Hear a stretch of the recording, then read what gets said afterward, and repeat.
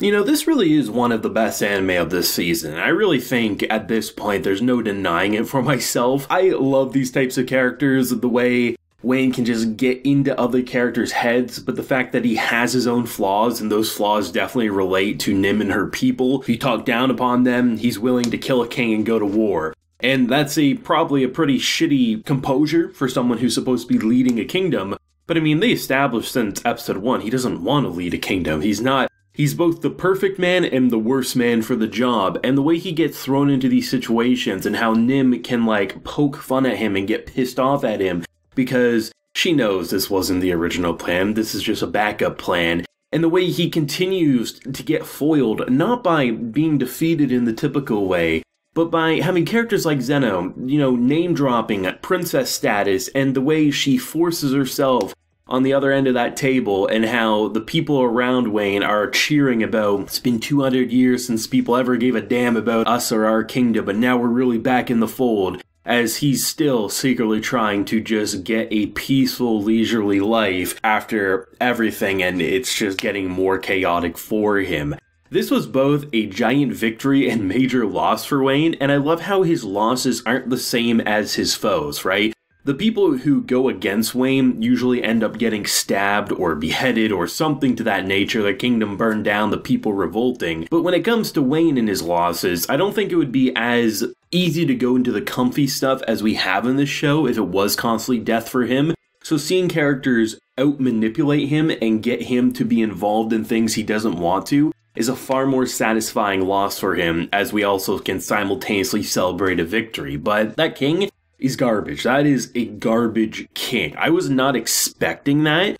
I was expecting some bullshit for sure. I thought, you know, maybe he would want something with Nim. I mean, the whole racism and everything like that. I just wasn't expecting full-on hunting for sport, treating them lesser than animals, and that he would legit think that Wayne keeps her around and their people around to breed them for sport, and how he wanted to go on a hunt. As soon as that was said, I mean, initially there's the initial shocked reaction, disgust, but immediately knowing Wayne and the previous person who talked down on Nim, I knew this was in a league of its own and that he wasn't going to make it to tomorrow's supper. And I love the idea of how he threatens. Do you want it now or do you want it later? And the dumbass is like, well, I want it now. And then immediately gets killed after basically begging for his life. And I love the idea of Zeno getting her revenge as well. I mean, in last week's episode, she was literally having to be pulled back because she wanted revenge, especially on this one person. And the fact that Wayne gave it to her after basically saying, hey, you know, I'll bring you, but just don't put up a fight,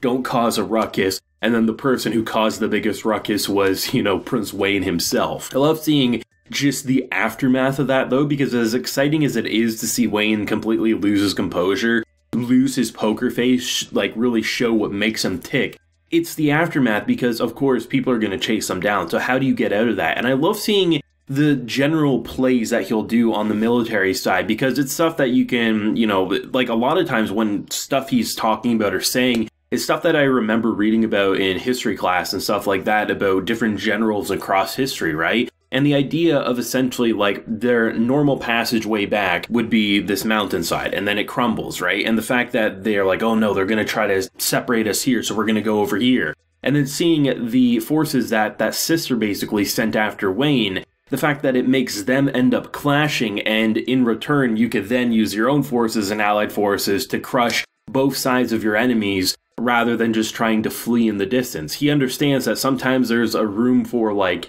fleeing and basically saving your head for another day, and then other times, you know, you can crush both sides of your enemy forces and give you a lot of time before they could ever think to retaliate, and potentially you killed them all in a moment's notice anyway. That's what's so cool about this show, is that there definitely actually is a lot of action in this show, but it's not in the typical way of just being like, okay, Wayne is a super soldier, so every time a battle's taking place, he's the one swinging a sword. He's swung a sword a handful of times in this show over 7 episodes, but for the most part, it's the general soldiers, the grunts, the commanders, things like that. But the most interesting thing when it comes to battles isn't actually seeing them swing swords. Sometimes very well animated, other times it's kind of like a slideshow, which is to be expected in the anime medium. The thing that makes it so exhilarating is listening to Wayne break down how we got to this crazy moment and then reflecting on how we got there, makes everything that came before really, really well done. And that's what I love about this show, is that it really is someone who is both arguably the most suited for the job, but continues to do the most reckless and foolhardily things ever. I mean, no one who is a crown prince should be slicing someone who right now wants to be an ally to your kingdom if you don't want to go to war. But Wayne doesn't give a shit about anything really other than Nim and basically not talking down to her people and treating them like rodents for hunt. And you understand how we got to that moment. But if people knew the true story of Wayne in terms of his own people, they would oust him and they would throw him out of the kingdom, right? But at face value, everything that's happening, it makes it look like Wayne is this super genius who's getting into the thick of the political landscape despite seriously trying to run for it every single time. I mean, I heard so many good things going into this season, but a lot of times you see so many shows that it just reminds you of 10 other things that came before, and especially with recent memory, there's been a couple of them, some get big and then others kind of just fall flat on their face. But this one, it just makes me happy every week to see more and more people being like, you know what, I thought it was going to be like so-and-so anime, but it's so much better. And I love seeing that because these are the types of anime that are some of the most fun to discuss with people. And often they don't really get a lot of buzz and they don't get a lot of comments, and people just they forget about them after 2 or 3 episodes. But I think not only it airing on a pretty easy day to watch anime, it's not getting overshadowed by the Attack on Titans because that airs a couple days prior. The fact that it can stand on its own 2 legs and that there isn't much in comparison to this type of story. And I think in terms of the military, strategic, out-manipulating character stories, this is the best of the season, hands down, in my opinion. And honestly, I mean, minus minor production details, and I really mean that. There's not much I would have changed. Sure, you could definitely animate some of the fights better, but the fact that you really get inside this character's head,